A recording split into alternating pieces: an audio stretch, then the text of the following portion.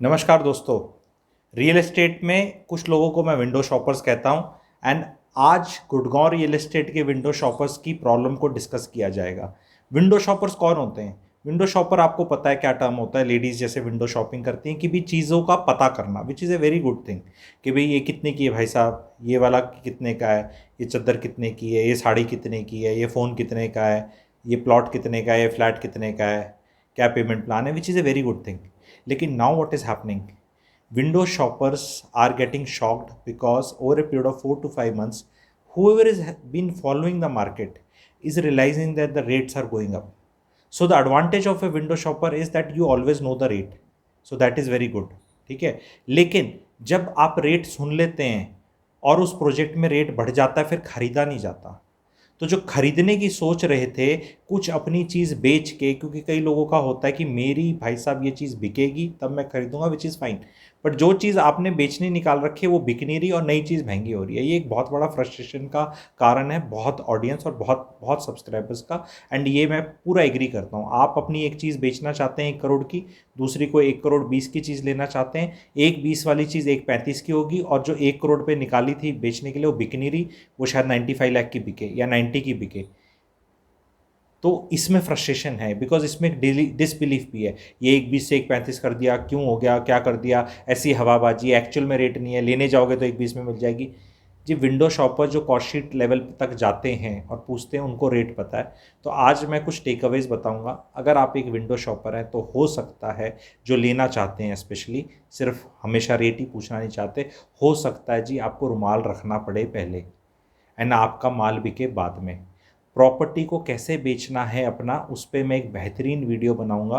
Last time मैंने जब webinar में बनाया था और वो बना था, उसकी रिकॉर्डिंग अच्छे से नहीं हो पाई, आवाज़ ठीक नहीं हो पाई थी, तो मैं एक फ्रेश बनाना चाहूँगा। एफर्ट लगेगा। अगर आप चाहते हो कि मैं भी एफर्ट मारूँ, वो वाला ज़ोर लगाऊँ, तो how to sell your flat और प्रॉपर्टी, एक बेहतरीन तरीके से प्रैक्टिकल एडवाइस अगर आप चाहते हैं तो प्लीज़ कमेंट सेक्शन में लिखिए उसको सेल लिखिए।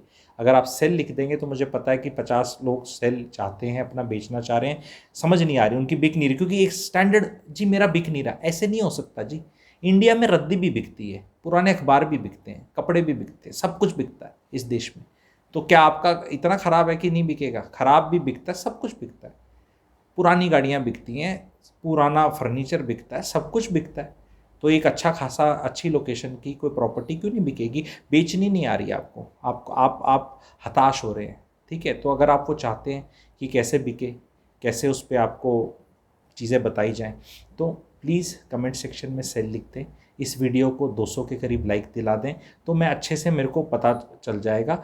तो विंडो शॉपर्स की ये वाली प्रॉब्लम थी कि भाई वो रेट अपने वाले को तो बढ़ता देख नहीं रहे, जो पुराना हो रखा है, नया वाला बढ़ते जा रहा है। और ये my one non my one का भी बहुत गैप आता जा रहा है। My one non my one का गैप अनबिलीवेबल लेवल्स पे आ गया है।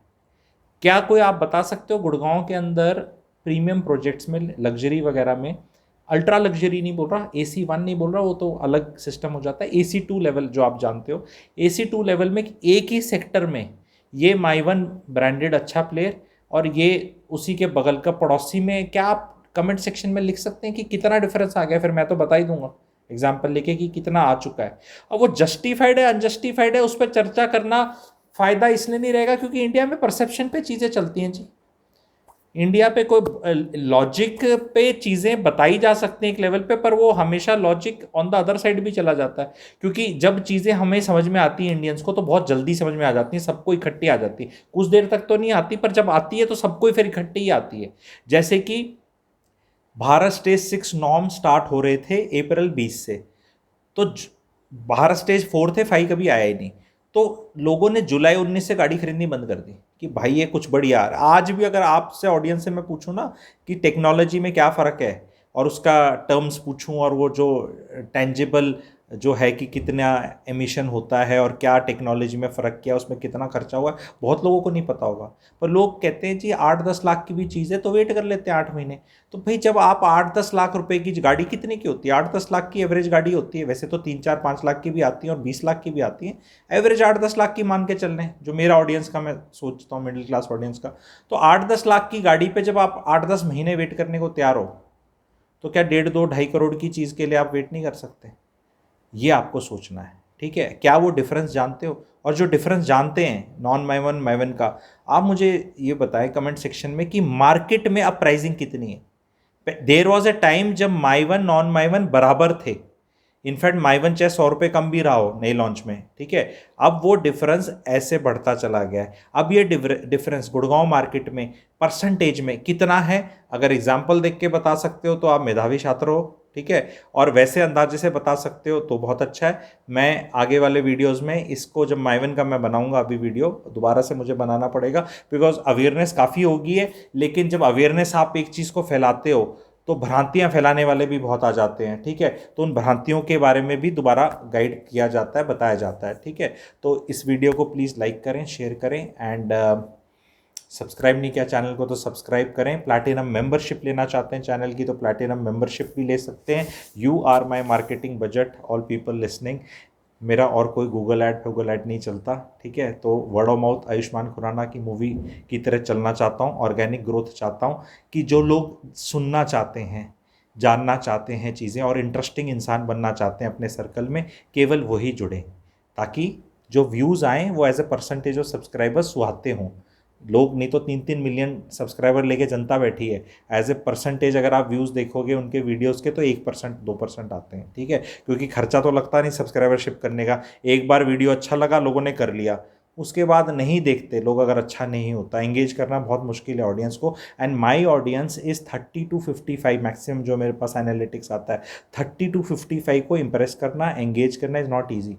ये टीन्स और 20s में करना बहुत आसान है, आके स्टाइलिश टाइप बनो और आप दूसरे तरह का डालो, उनको प्रभावित करना। हालांकि आजकल वो भी बहुत शाने और इंटेलिजेंट है, but it is, you will agree, 45-year-old को इम्प्रेस करना इज़ वेरी डिफिकल्ट, 25-year-old को करना इज़ ईजी। सो मेरा ऑडियंस एज सच काफ़ी डिफ़िकल्ट है इम्प्रेस करना। तो क्या मैं आपको इम्प्रेस कर पा रहा हूँ?